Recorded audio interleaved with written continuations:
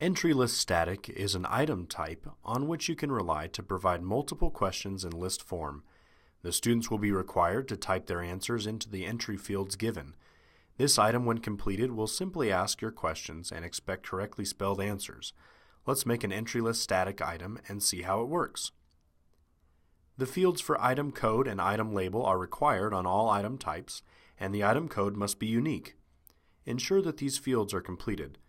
Then provide instructions for the students in the text editor labeled Item Stem.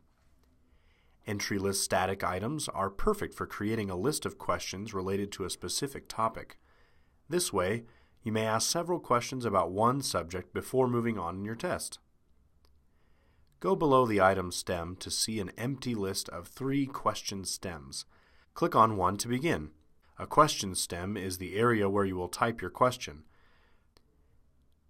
After you have posed your question, provide the correct answer in the space just to the right. Although case sensitivity does not come into play here, your answers must be spelled correctly.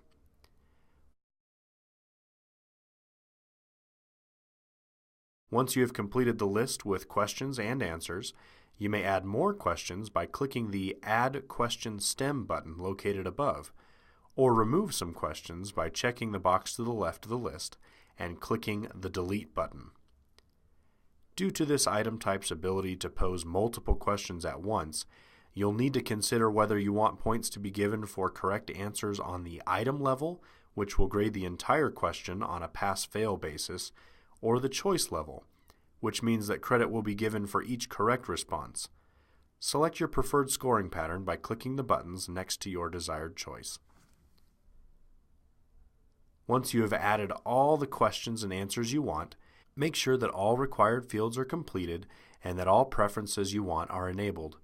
Click the Save button at the bottom when you're all done. After you click Save, you should be returned to the Manage Item screen. If you remain on the Item Creation screen, be sure to check that all required fields are filled in properly. It's now a good idea to preview your question and ensure that it's operating as intended. Find your item and click on the Options icon, then select Preview. This will open a new window which will display your item as it will appear to the student. In preview mode, certain item types will have correct answers identified, but this will never be the case outside of preview mode. Fill in the answer boxes with the correct answers and hit Submit when you're done. If you receive the score you expected, then your item is functioning properly. You can always go back and click Edit to make any necessary adjustments. Congratulations on completing your entry list static item.